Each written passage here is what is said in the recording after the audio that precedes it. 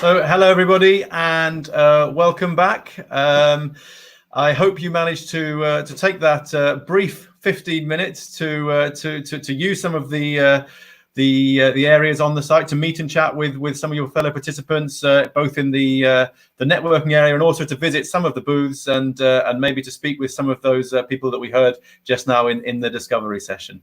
But don't worry if you didn't, or if you didn't have enough time to do everything you wanted to do. There's going to be plenty more opportunity for that later in the event. We have networking and time to visit the exhibition stand built in throughout the program.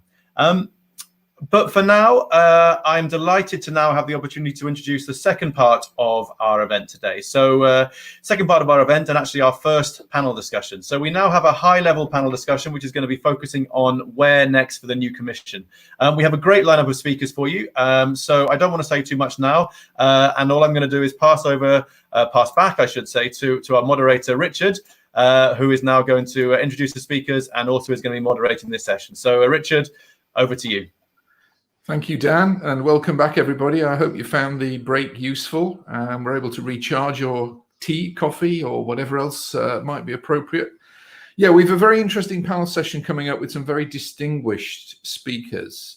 And I know that they've got a lot to say and some very important things to say on the topic of where are we going next with the Commission, in particular the RSPP, and we might hear a little bit about small cells as well. I'm going to introduce our first speaker. The program is that they will all have around about 5 to 10 minutes maximum to make opening introductory remarks. And then after that, we'll open up the session to the audience. So usual place for the questions along the right-hand side. And those questions will then be put to the panel after they've had a chance to make an introductory remark. So our first speaker this afternoon is Andreas Geiss, who's head of unit for spectrum policy at the European Commission. Andreas, over to you. Thank you very much, and good afternoon, everybody. I hope you can hear me. I just wanted to, first of all, thank the organizers for putting on this very new format in terms of the spectrum policy and spectrum event. I think that certainly it goes, let's say, with the further discussions and further innovations that we have in this area, that also we can do these things in a remote manner, even though it is, of course, also nice and hopefully we have that opportunity again in the future to meet personally. So I just like to kick off, first of all, with the a few things about the short-term and the long-term issues that I see in this area. Commissioner Breton already emphasized the importance of the 5G awards for economic recovery. And of course, we see that the member states have challenges at the moment with the Corona crisis, with concerned citizens in terms of 5G and electromagnetic fields, also in terms of 5G and cybersecurity. And of course, we understand that this is challenging, and the Commission is also working closely with the member states on issues like, for example, the electromagnetic fields. We've been working closely with BEREC and RSPG in order to consistently give information which are fact-based. And that, I think, is useful in this whole setup that we have currently to make sure that we communicate well with the public and ensure that we fight against disinformation in this area. So despite all these challenges, it's now up to the member states to make it happen in terms of the 5G awards. And we've already heard from the Commissioner that it's important to make them happen timely. We've also heard from Coliago about the need to make the spectrum awards effective, and the conditions should be conducive to investment. I think Coliago made the point much better than I can. And I think what we hope to see now is simple and straightforward auctions, or even first come, first served awards where there's a low demand. I think experimenting now in new auction designs or new conditions can be also a risk for the economic recovery. So we hope to see progress happening rapidly, and we also congratulate Finland to the recent finalization of their awards. The Commission has also been active. We have, of course, already harmonized technical conditions for 5G pioneer bands at the EU level. That's the 700 megahertz band, 3.6 gigahertz, 26 gigahertz was updated following the World Radio Communications Conference. And we've also made the 2 gigahertz band and the 2.6 gigahertz band 5G ready. In addition, we are working on and have finalized the work on implementing regulation for small cells, and we had hoped that we could adopt it. I could announce that today, but it's going to be slightly later.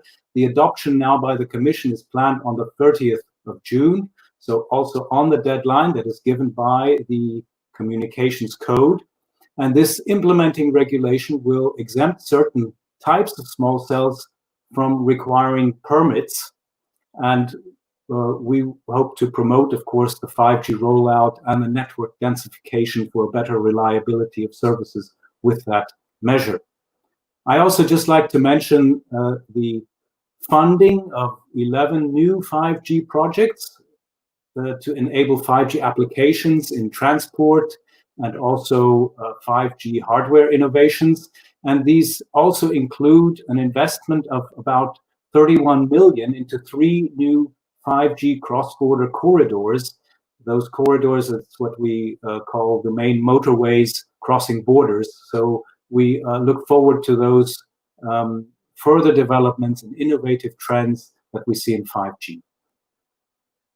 Now let me come to the longer term and shaping Europe's digital future.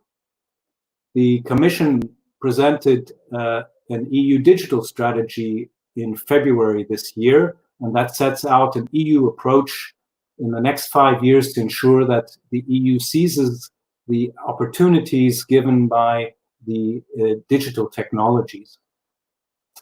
It has 3 pillars: one on open, democratic, and sustainable society, one on a fair and competitive economy, and one on the technology that works for people. On that latter one, that is also where we have included the new radio spectrum policy program. So this is the kickoff of a new piece of work. We have already given a request for opinion to the RSPG, and Jonas will be telling you more about that later. We also plan, in addition to that, to be having a public consultation and workshops. And it's clear that this radio spectrum policy program is not only about 5G, but about all sectorial needs. And this is something we certainly want to discuss with you over the next, let's say, year or so. And we have given the opinion to the RSPG and hope for a response in June next year. And we also aim at making a proposal to the Council and the Parliament on that in 2021. Now, on that, just why are we doing that now? Well, of course, the old radio spectrum policy program is something that has been around for quite some time. We have new trends and new strategies or policies that involve the European Gigabit Society in making and achieving gigabit connectivity in the Union by 2025. We also have the Green Deal, the European Green Deal, which called for EU actions on policies to support the Union's objectives to become the world's first climate neutral continent by 2050. So we've set out in the opinion in the request for opinion to the RSPG several areas which we think are interesting and could be considered. They involve a political target for making available at least 12 gigahertz of spectrum below 100 gigahertz in order to promote innovative wireless services. It also includes let's say, action to facilitate the take-up of shared spectrum use. And in particular, we'd be interested to getting projects, let's say, or cross-border trial projects going that would show that this can work not only in single member states, but possibly also across borders. We've also put forward a part about technological innovation that could help us to ensure efficient use of spectrum. In particular, we were thinking about artificial intelligence in that area. We are interested in the assessment of the network evolution and spectrum needs of terrestrial broadcasting and PMSE. Also in the needs of the spectrum for small and medium-sized enterprises, and also policy approaches for environmental sustainability of wireless systems. And finally, also coordination between civilian and military use. So these are important areas where we think there could be some good possibilities to make policy proposals and to make a program. And that's where I'll stop for now. Thank you.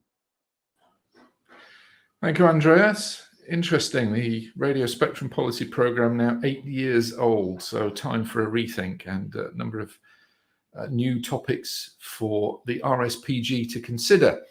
And as if by magic, our next speaker, Adriana Atanasova, is the Vice Chair of the RSPG and also the Deputy Minister of Transport, Information, Technology and Communications in Bulgaria. And she can tell us a little bit about the role of the RSPG and progress on the various spectrum aspects in the code. Adriana, over to you. Thank you, Richard. Hello, everybody. Good afternoon from rainy Sofia. First of all, I would like to thank the organizer for inviting me for this conference.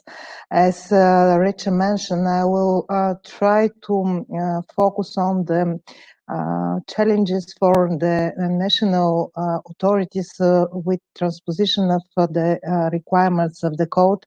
At the same time, the opportunities of RSPG to working on the harmonized approach with regard to radio spectrum usage. As you know, the member states should transpose the requirements of electronic communication code in the national legislation by 21st of December this year. The electronic communication code contains some significant developments for the European telecommunications sector, in particular for radio spectrum. This document repeals all the existing 2002 directives and replaces them with a single consolidated act in 179 pages. Believe me, the transposition of this such amount of requirements is a really big challenge for the member states. For example, we prepared more than 300 paragraphs with amendments in the current Bulgarian Telecommunication Act. Regarding radio spectrum, the revised European framework sets common governing principles for management and consistent approach in choosing the most appropriate and the least onerous authorization system for consumers' benefits and support of innovation. The code provides for greater EU consistency and more effective tools, enabling a common framework for assignment and efficient use of technically harmonized radio spectrum. This includes promoting the simultaneous deployment of new networks and services across the EU through coordinated timing and of assignment, including for assignment of 5G bands. The regulatory predictability over a period of at least 20 years regarding spectrum licensing for wireless broadband is assured. Also, the renewal licensing process is more clear and timely. The introduction of use it or lose it condition of mobile spectrum license is a positive approach with respect to effective and efficient use of radio spectrum as well.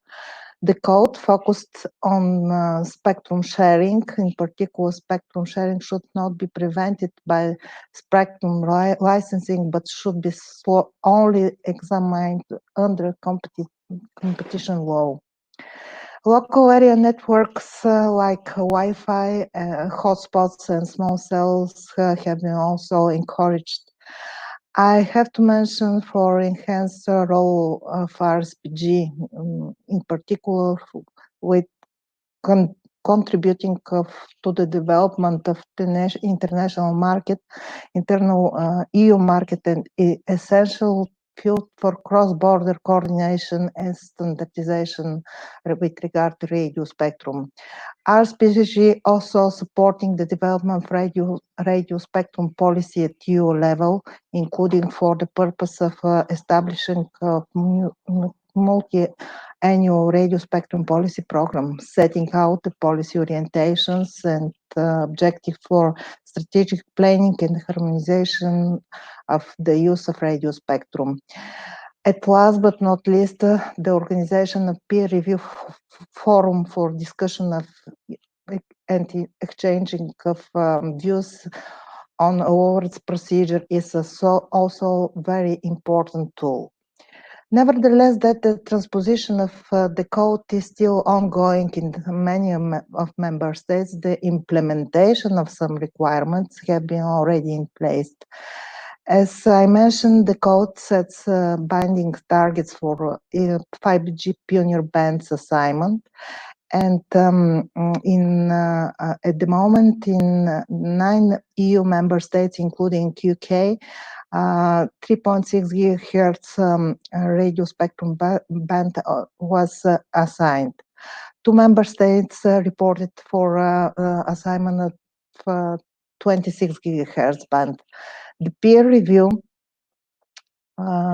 mechanism was originally established in 2016 to facilitate peer learning between member states on spectrum awards, and several member states use this platform for sharing experience and prepared awards procedure. Despite the problem with COVID-19, RSPG considers possibility to continue already started peer reviews through the web-based workshops. This activities will give opportunity to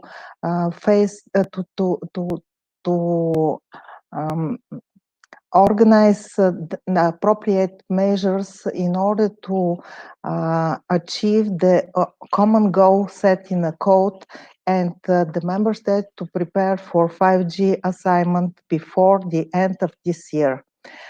This is a brief overview, and I suppose that the efforts from the member states to transpose the requirements of the code before the end of the year will be successful. Thank you very much for this attention. Thank you very much, Adriana. Blagodaria, I think. Thank you. It's good to hear that the work of the RSPG on these important matters is continuing despite everything else that's happening in Europe at the moment. I think it's critical that we ensure that spectrum is not something that's left behind. Our next speaker is Gilles Brigant, who's the Director General of the ANFR. Bonjour, Gilles. And Gilles will talk to us about some of the 5G deployment issues in France, and maybe touch a little bit on that secret small cell report that's due out in a week or so. Gilles, over to you. Thank you, Richard. Good afternoon to everybody, and thank you very much for the organizers who managed to find a solution to connect all spectrum experts in Europe using simply spectrum, and also a bit of light through the fibers, but light is also spectrum. So it's nice to be on this sort of spectrum pure event. So I'd simply like to give 3 main ideas in my quick speech. First, about the RSPP. Andreas talked about the new challenges for RSPP. I'd like to stress one big challenge, which is the fact that we need to accommodate newcomers to spectrum. We've been discussing spectrum for years between telecom operators, broadcasters, satellite operators, the Army, the Navy, the Air Force, the ship and aerospace stakeholders, private networks, security networks. But now new persons are entering the world of the spectrum. Railway operators, car manufacturers, power companies, supply chain stakeholders, smart cities, health authorities. These newcomers have to be accommodated inside the spectrum world. We need to provide them with bands. Well, 5G could provide bands, of course. We need to provide them with procedures, and including these procedures, that's, of course, an occasion for discussing about sharing spectrum. And we also need to provide them with spectrum culture, because to be able to negotiate spectrum bands, to be able to negotiate spectrum usage, you need to inherit spectrum culture. And there's a need in the RSPP to make clear that all these verticals should actually get spectrum culture to be able to be in the spectrum world and be able to discuss about the resources. The second idea is about 5G. My recommendation would be to deploy 5G, as Commissioner Breton said, but deploy 5G in good order. First, of course, Europe has a key advantage with 5G. We have the 3.5 gigahertz band. This band is open in Europe, it's harmonized, and it offers a very good synthesis with coverage and broadband high throughput. France has halted this procedure because of the lockdown, but I'm happy to say that we've restarted it. And starting in September, we'll be able to deliver the spectrum allocations by the end of this year, as planned. So the 3.5 band, the mid band, is a key asset for Europe. We had bad buzz about 5G, about the millimetric bands that have been deployed first in the States, for instance. But in Europe, we have this 3.5 gigahertz band with good coverage, and it could probably provide a very efficient 5G experience. We did some studies in the ANFR about MIMO transmitters. We've defined an exposure indicator to be able to provide maps for EMF for 5G, just to put things very clearly and in a concrete way to understand what 5G provides through facts. And we'd like to fight fake news about 5G using experiments, results, and facts. So first idea is that we've got this 3.5 gigahertz band, which is a real set. Then we also have the 700 megahertz band and all the historical bands for 4G that can be upgraded in 5G. France has already allocated the 700 megahertz band years ago, and we did that with technological neutrality. So it's fit for 4G, it's fit for 5G. This band will offer coverage. And as for the millimetric bands, the demand appears to be moderate in Europe. So we should take this time for further studies to better understand the way the millimetric bands are going to be useful, and also to discuss the last topic I'd like to say a point about small cells. In the small cells, we did a report in ANFR 2 years ago. It's not a secret report, it's posted on our website, but we did it with 4G technology, because this was the only technology available at that time. Small cells have created some fears about the fact that they could actually spread with no control across cities, on street lights, on facades, and so on. The deployment now is enabled by the new code, and small cell will be, of course, a very efficient tool to deploy 5G inside the cities. But I'd like to stress the fact that if we want to deploy small cells, we need to be transparent, because transparency should be the cornerstone for the global acceptance of small cells by the persons who actually live in the cities. We should deploy, but at the same time, we should inform at the same pace. So we need to know where the small cells are. We need to be transparent for the citizens. And I'm sure that if we provide good fights and running code, we'll be able to get this real support from the population. 5G will provide increase of will provide growth for Europe, and that's the reason why we should actually explain 5G and make it something interesting, useful, and helpful for connectivity. Thank you very much. Thank you. Merci. Thank you very much.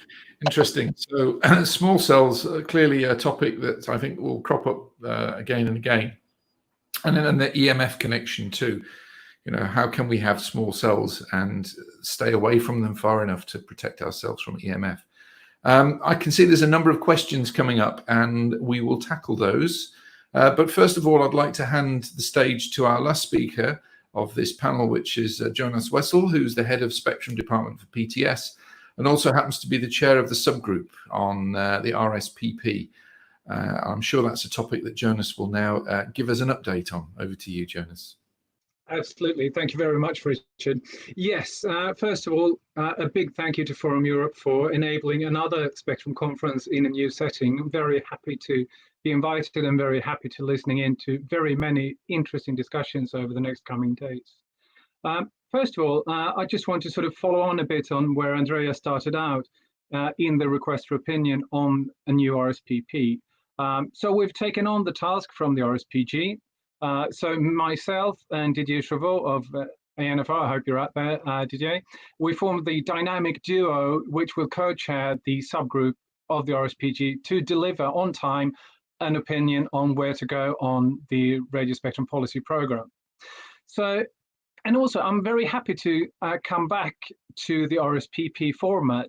I was actually part of what we did about 10 years ago, which actually proved to be a good format and a way forward on really how to set down the foot for a longer period of time when it comes to spectrum policy. So just to pan the arch, the RSPG, we developed an opinion in 2010 that led up to the first RSPP. And the first RSPP, of course, gave us hit singles like the 800 band, 1200 megahertz, the inventory, which was never really made it to the charts, but it was interesting. But I think it was really the foundation of laying direction for spectrum policy in Europe. Jump forward a number of years. I know the Commission wrote the end notes of the RSPP approximately 2015 and said that the RSPP was mostly concluded since. Fast forward a few years and we had the Electronic Communications Code, which is of course a set of directives, but it also included quite a number of RSPP type deliverables, such as the 3.5 gigahertz band 26, etc., and many sort of spectrum related issues. Of course, I have to say that the RSPG produced an opinion back in 2017 that we hope inspired those parts of the code. Now, early 2020, the Commission sent us a request for opinion to deliver a new or an opinion on a new RSPP to the Commission, pan out quite a number of different areas. And we hope that what we deliver will lay the basis for spectrum policy in the 2025-2030 timeframe. So rather than giving solutions, we will give directions on which to build. So we hope to deliver on time on this to the Commission. We're really in the early stages of what we're doing with developing an opinion on the RSP. But what we've done up to now, we've had a number of meetings, and of course, as Andrea said, there are a number of inspirational thoughts in the request for opinion, which we, of course, will reply to. But we would say that we had set up 5 pillars on which we will base this opinion. First of that would be strategic spectrum issues, which will draw heavily on the work that we included last year on an European spectrum strategy, which is a report available on the RSPG website, but we will reuse quite a lot of that because that had many elements of strategic spectrum issues, such as sharing, efficiency, flexibility, and innovation, and really put those in the context. Many of those have been mentioned previously in this session. Next pillar is the spectrum needs and supporting EU vision and policies, where we will look at, Gilles mentioned a few of those different sectors and seeing really how do we look at different sectors' needs, different, if they're verticals or horizontals, doesn't really matter, but the request or the demand for spectrum is ever increasing. How do we satisfy that?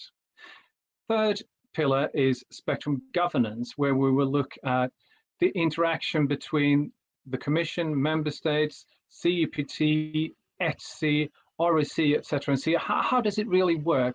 Are there things that need to be switched, or is it working flawlessly as it is? We know that it's a well-functioning model, but are there things that we need to look at in the longer time frame? Of course, also under spectrum governance, we will look at, as Andreas mentioned, military-civil coordination of spectrum, which is, of course, a delicate issue, but nonetheless, military use of spectrum is another use of spectrum, and there is only one spectrum, so we're very happy to take that on as well. Fourth pillar in our work as of now, it's external relation, which is really when it comes to ITU, WRCs, and the world outside Europe, or the relation with third countries, etc. Issues like standardization and harmonization in a global context. How do we reach out? How do we interact? And how do we coexist? Of course, the results of the WRC 19 is coming into that, and also the preparation for WRC 23. Last topic, which I would say might be the most contagious or interesting, it's what we refer to as external topics. Unfortunately, we are not living in a spectrum-centric world. Of course, all of us in this conference believe that spectrum is really the thing we're living for, but not all of the rest of the world has understood that as of yet. Spectrum is, however, a very important piece of that puzzle that goes beyond spectrum. So I think that many of the issues that we will lift under external topics are those issues where spectrum plays a role, where spectrum is a piece of the puzzle. To name a few of those, Andreas mentioned some of them. One, it's climate change is one of them. Clearly not a spectrum issue, but spectrum might play a part in that. Security has been on the agenda, and we heard Commissioner Bresson mentioning the 5G toolbox, etc., and many other things. They are not purely spectrum issues, but they have a spectrum dimension, and we need to be in that, or at least have a say on that. Thirdly, EMF has been mentioned and is a topic that is, of course, once again, not purely a spectrum management question, but really something that we need to have on the agenda, or at least have a say on. Another is, of course, media policy. We're talking about potentially the future of the UHF band, etc., but that has a wider dimension when it comes to cultural politics and really media policy on a national basis or European level. And we need to send a few messages on that as well. Last point under the external topics, it's really COVID-19. As been mentioned previously on this panel, we have a situation where we are learning very many things. We are taking giant leaps when it comes to digitalization of societies today. Spectrum, as Gilles mentioned, it's really what enables all of that. What are the key lessons from COVID-19? What has happened? What do we need to change? Or are there things we need to emphasize more or less in that? And we hope to take that on as well. So with that, I'll conclude my initial remarks and leave back to Richard. Thank you. Thanks, Jonas. And first of all, thank you to all the speakers for their interesting contribution, and also for sticking to time, which gives us a good opportunity for a little discussion and debate. I also see the results of the poll coming in as well, and we'll come back to those in a second. But actually, I think one of the questions that's come in touches on everything we've heard today about the European situation regarding 5G, regarding spectrum, regarding accessing that for non-MNOs, for the verticals and others.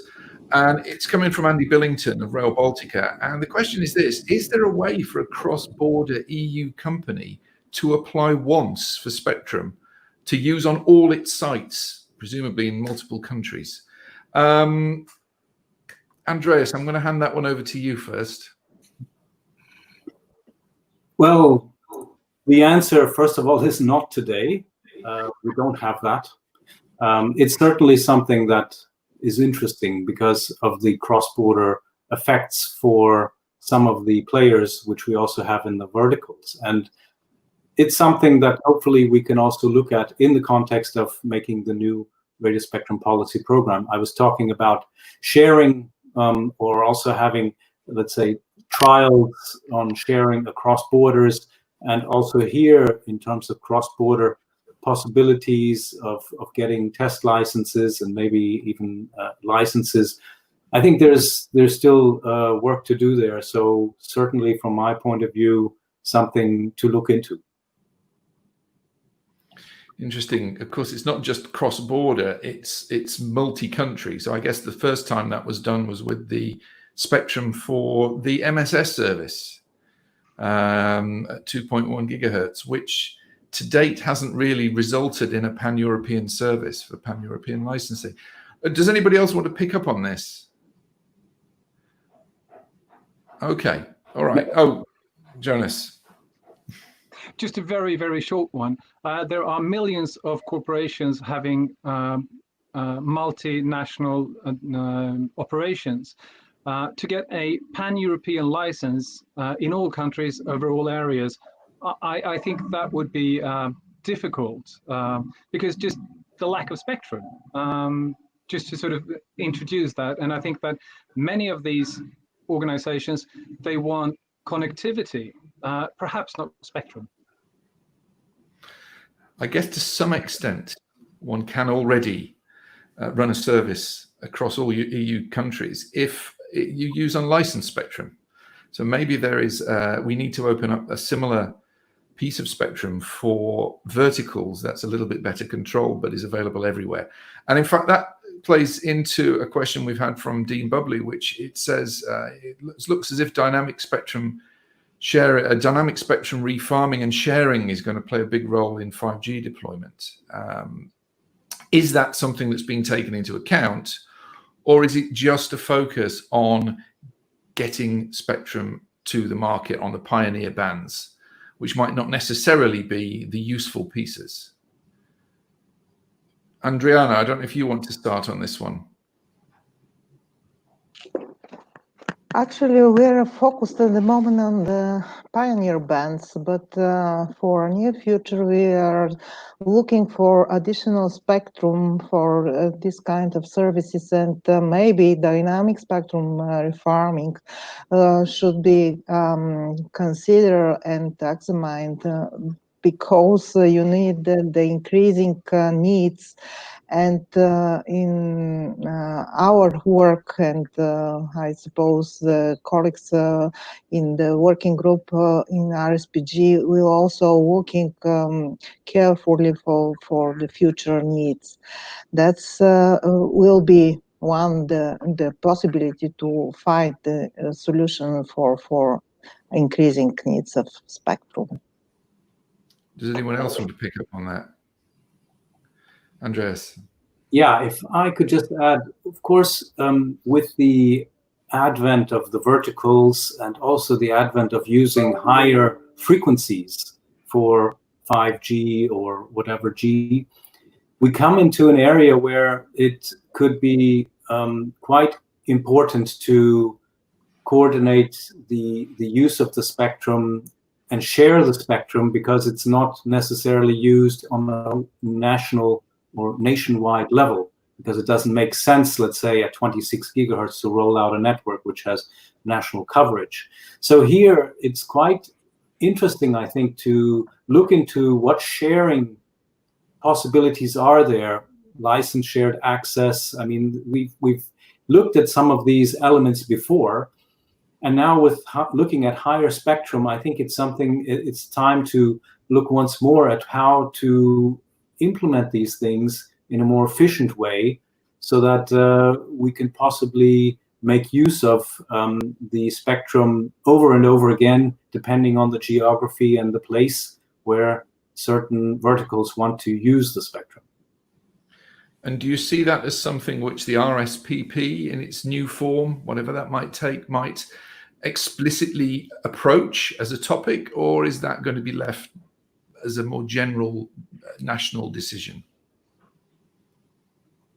I certainly see it as an important point. We already raised shared access, as I mentioned, in the request for opinion.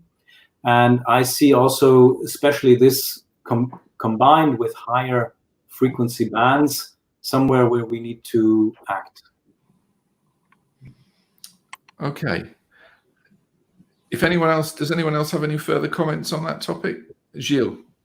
Yeah, maybe a quick comment. It's true that spectrum sharing is something which has been discussed for years in the spectrum circles, but spectrum sharing is something which is maturing now we have more tools to implement efficient spectrum sharing, because we have reliable databases, we have real-time database, and the geolocation, which is ubiquitous, and that allows us to provide techniques for sharing spectrum for the long-range spectrum, the lower bands. At the same time, as Andreas rightly said, we are just setting our feet on the high bands, and the high bands are very prone to geographical spectrum sharing. They are naturally shareable to some extent. So spectrum sharing is becoming increasingly pertinent, and I'm convinced that we actually will define European-wide methods for spectrum sharing. I'm not sure at the same time that we actually manage to implement those methods in all the member state regulations, because each regulation is, of course, different. But we now have more efficient and more concrete methods for spectrum sharing. So the day of spectrum sharing is coming. The day of spectrum sharing. Oh, Jonas. Yeah, I just want to advertise one of the other working groups of the RSPG at the moment that is looking at spectrum sharing as a topic. And I mean, in the if you look at the work program for the RSPG for 2020, it says that they should identify key initiatives and bands and give examples on how to proceed to the Commission on those topics. So it's both in an RSPP dimension, which is long term, but also in the current work in the sharing group in the RSPG. Thank you very much. We've got the results of the polls in, so let's look at one of those and see whether that stimulates any thoughts. And one of the questions that was asked is, what should be the main priority of the next RSPP? And there were various answers people could give. One of them was more spectrum for 5G and Wi-Fi, and 29% of the respondents thought that was the main priority, or should be. Facilitating shared and dynamic spectrum access actually scored marginally higher with 30%. So it's interesting you say that there's a separate working group on that. Clearly those assembled on the conference today feel that's very important. Supporting terrestrial broadcasting and PMSE, 16% of people thought that should be the priority, which is still quite high compared to, for example, ensuring spectrum access for SMEs and verticals, which was only 3%, which might be surprising. Finally, improving sustainability and combating climate change, that was 21% of the respondents. So, the prime topics then that have come out from that, which people believe the RSPP should be focusing on, are spectrum for 5G and Wi-Fi, which is maybe not a surprise, shared spectrum, which you've already discussed, but also sustainability and climate change, which I know is on the request to the RSPG to consider. Does anybody want to briefly discuss what that means? How, as a spectrum body, we can help with sustainability and climate change? Andreas, I think you raised a finger there. Oh, did I? Oh, maybe you didn't see that. Right. This is really sort of a new area, and somewhere where we have like a green field regarding green spectrum.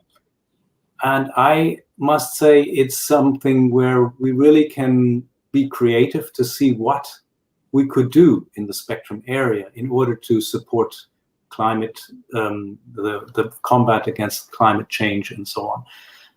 I don't have, let's say, a clear idea or solution, let's say, that we could do here. And I'm really looking with interest in the work going on in the RSPG on this topic. And we're also very interested in any ideas coming from stakeholders on this topic. I think it's something where if, as you can see from the polls, there is a clear interest in that, I can only invite, let's say, those parties that have ideas here to come forward and to discuss those ideas, because I really think we can do something here if we work together, cooperate, and I think everyone has the same objective in mind. We just need to also be creative and coordinate how that might look. Interesting, interesting. Yeah. Andriana, as the RSPG Vice Chair, do you have a feeling for how, as Spectrum people, we can improve sustainability and think about climate change? Is it just about smart meters and smart grids and better control of electricity? Is it about reducing power consumption, or is there something else we could do? Actually, I have a feeling that really radio spectrum could help for improving sustainability and combating with climate changes, because if you consider that the wireless technology can be used for communication, like this conference, not to travel with the aircrafts, and not to make a pollution with traveling, and also to make monitoring or with satellites, and use this kind of data for climate changes. This is a part of our work with to make our world green. That's the reason that our radio spectrum could be a part of sustainable development of the world. An extremely good point. Yes, of course, we're all sat not traveling, and yet we're still managing to conduct business, to hold a conference even. Anyone else with a thought on that? Yeah. Gilles? Yes, maybe just a point. In fact, after during the lockdown was unnecessary a time when we did lots of things using spectrum to some extent, because fiber was very present here, and on DSL and so on. But because a number of us were probably oriented towards mobile coverage, and of course, when you can't be mobile coverage is sort of useless. The interest of spectrum with mobile is linked to mobility, but at the same time, we have faint clues that came from the lockdown and that we should keep in mind. Of course, during the lockdown, we had lots of persons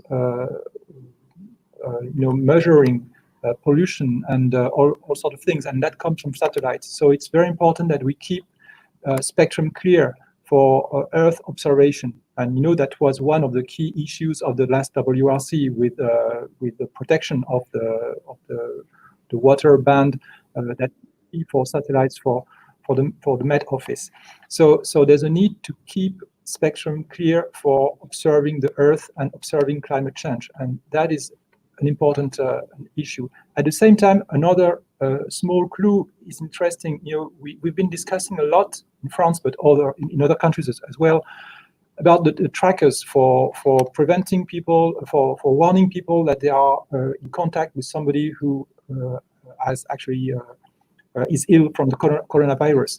And I was struck by the discussion about Bluetooth being used as a way to actually keep your health to some extent, and that drives us to understand a number of spectrum applications which are close to the people, and that actually will create sustainability, because we need to have indication to live in a place where virus is still present, and spectrum can help, because spectrum provides contactless situations.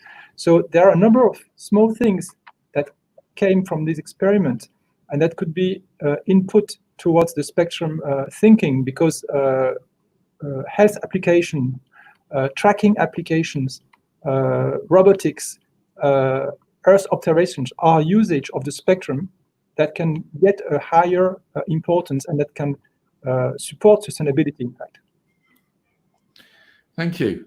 Oh, Jonas. I mean, this is one of the areas which is really an external issue for the RSPG and the spectrum world to look at. But I think that we have, since the invention of the radio, been looking at spectrum efficiency, how to squeeze as many bits and bytes into a megahertz as possible, trying to optimize or minimize the waste of spectrum. That, of course, has a cost in the amount of computational power or sort of energy consumption in the other end. Perhaps one of the ideas would actually be to balance between minimizing the waste of spectrum and minimizing the waste of energy. Really, to point in that type of directions, I think it's an interesting thought to at least sort of widen the discussion. But that is, of course, not really a spectrum-centric question, rather than a societal question. But I think that's really what we're aiming at least in the RSPP, to point in directions where to explore those. I think it's fascinating that, faced with a question on sustainability and climate change, each of you's actually managed to come up with some very logical and sensible and almost implementable ways in which spectrum is contributing to improving the situation. You've also all raised the current COVID situation, and in fact we had a question on that. We had a poll question, so let's just look at that, and then there's a couple more questions at the end that have been raised that we should try and tackle. We've about 10 minutes left. So one of the questions that was asked in the poll was, what has the COVID-19 crisis highlighted the greatest need for? And there were 5 possible answers, and the first of those was broadband speed.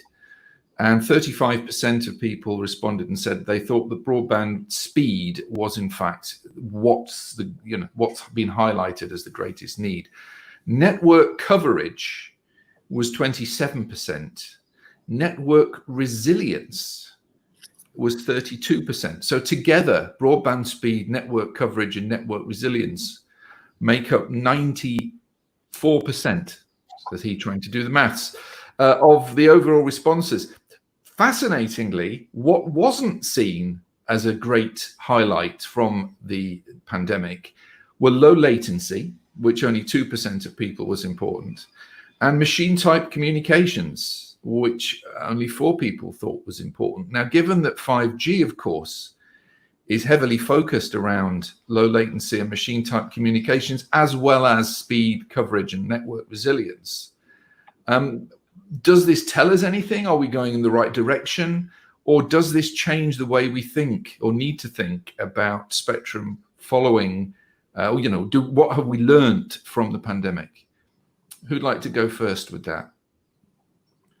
I can see you all looking blank. So let's reverse the order. Jonas, you can go first this time. Oh, thank you.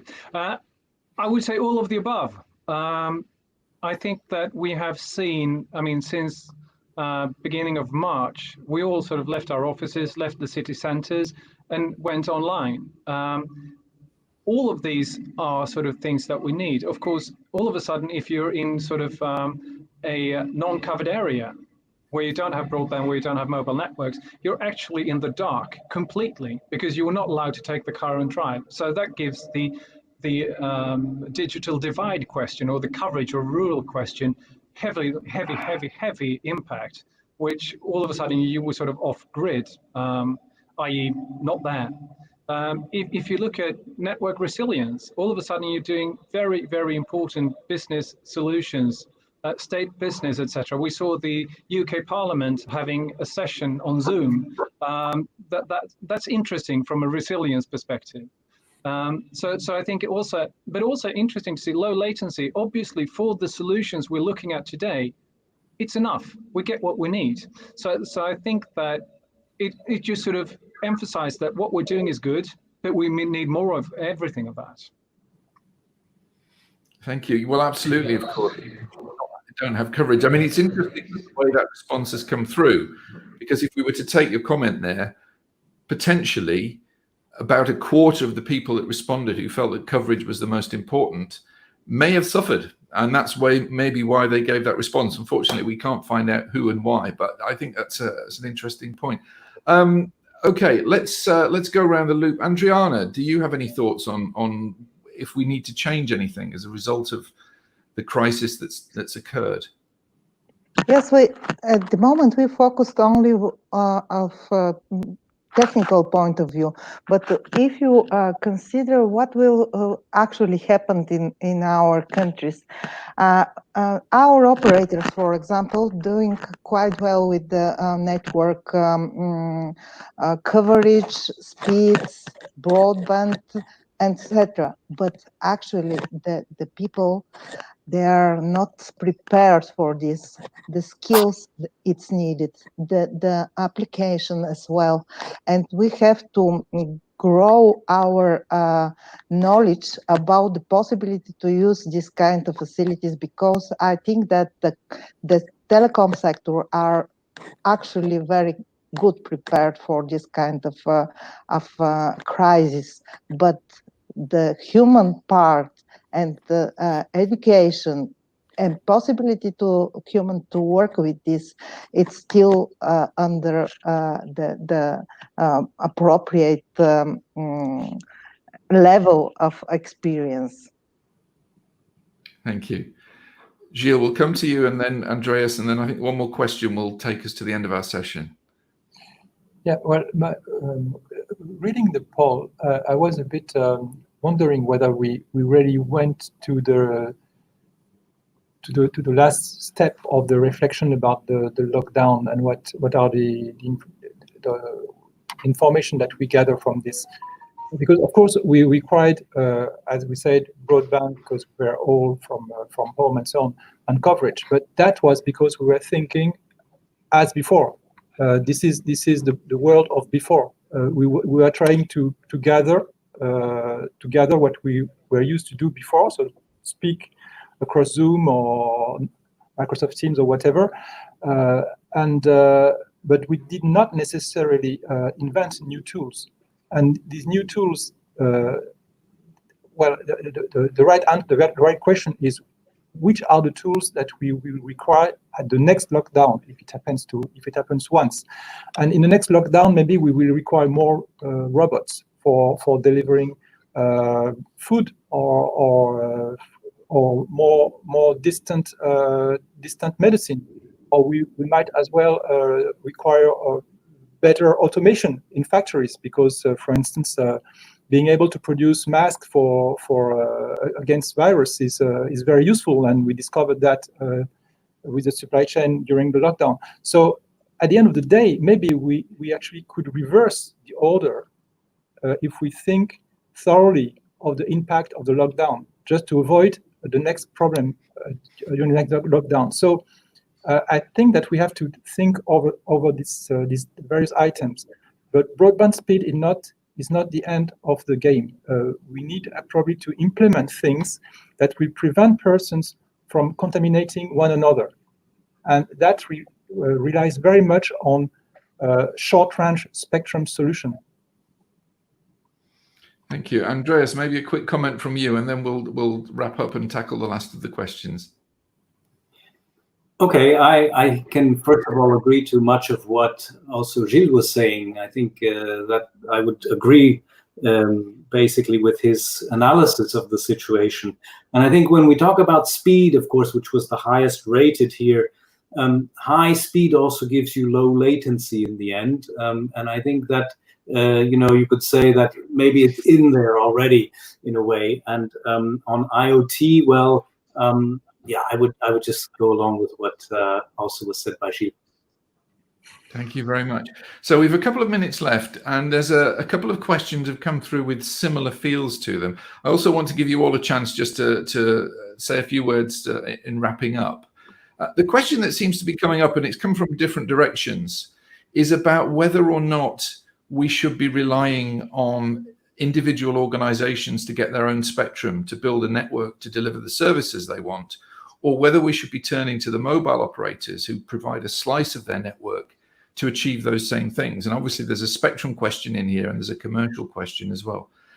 So bearing that in mind, and there's a couple of questions about how you do that across European different countries and sharing. Also, just to give you an opportunity, I think 30 seconds each on your thoughts maybe, and also your closing thoughts on the session. And I will go this time in, we've all talked about reversing the order, but I think we'll go in the order we started in. So Andreas, if you go first.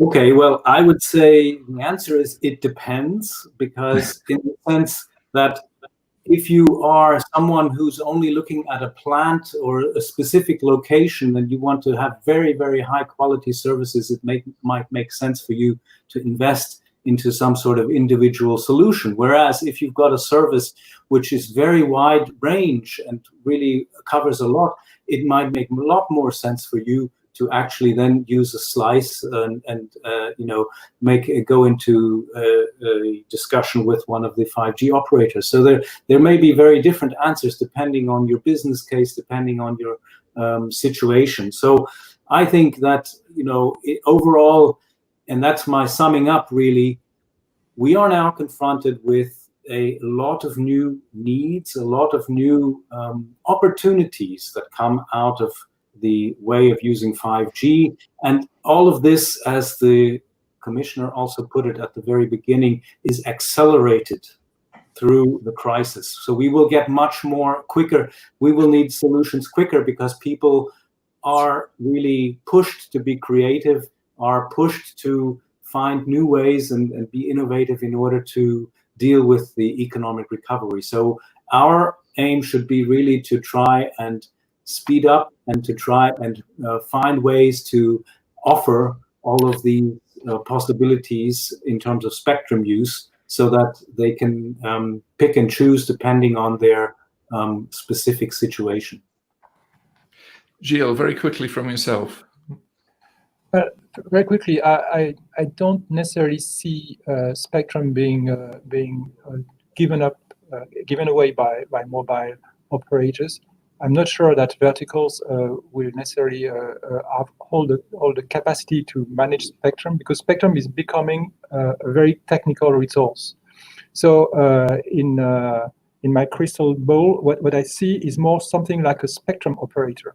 A spectrum operator able to provide mobility services, various services, because operating spectrum is going to be something rather technical. Spectrum sharing, spectrum licensing, spectrum specificity is more and more technical. So mobile operators could be spectrum operators one day with 5G, but some verticals have the capacity to become also spectrum operators. But I don't see so many operators operating spectrum. I see it's a specific knowledge, in fact, and it's increasingly technical. It does require specific skills. Andriana, quickly to you. Actually, I think that Andreas mentioned that it depends on the specifics, and it's more or less national decision what to do in this case, because we have different needs in different member states. But in any case, as a policymaker and regulators, we should follow the main principle: efficient and effective use of spectrum. Perfect. Good way to sum it up. Jonas, one last comment from yourself. I couldn't add very much on top of all of the wisdom that was just said. Just to echo that, I think that the question is complicated, but the answer is simple, and the answer is really yes. We need more spectrum for everything. And the only way we can do that is to work spectrum harder, to include more sort of spectrum sharing, to really work it harder to coexist between different users. Of course, a plant should have their own spectrum. Of course, the operators should provide services. Of course, we should have broadcasting satellites, radio amateurs, etc., etc. But how do they all fit together, and how do we maximize the societal value of use of spectrum? That's really the question, not if that or that user or interested party should have spectrum. Fitting all the pieces of the jigsaw together. Very good. May I say thank you very, very much to all the speakers this afternoon. It's been, I think, a very, very interesting session, and the scene extremely well for the rest of the conference. I believe now there's a Have Your Say session. Dan, do you want to explain that? Yeah, absolutely, Richard. Thank you very much. And I'd just like to also add my thanks to everyone, to all of the panelists here. And as Richard said, a really interesting panel, and it's great to hear directly from some of the key people who are involved across Europe in the formulation and development of spectrum policy. So, guys, thank you all very much for that. That's really appreciated. So, as Richard mentions, we now have a Have Your Say session. So it's now basically your turn to get involved. So for those of you who've attended our virtual events in the past, you might be aware of how this works. So we're now all going to move over to the sessions area of the platform, which you can find on the left-hand side of your screen. And you'll need to go into the Have Your Say meeting room. And we now have 45 minutes of discussion. And you will all have the opportunity to request for your audio and your video to be brought live and to be part of the discussion, and maybe to give your conclusions on what's been discussed in this session, and to talk a little bit about what you feel are your key takeaways from today's presentation so far. So once again, I would invite you all to please come and join us in the Have Your Say room. So on the sessions area of the platform, and then please click on Have Your Say. And I will see you there in just a couple of minutes. So once again, thank you so much to all of our panelists, and see you in the Have Your Say room in just a couple of seconds. Thank you.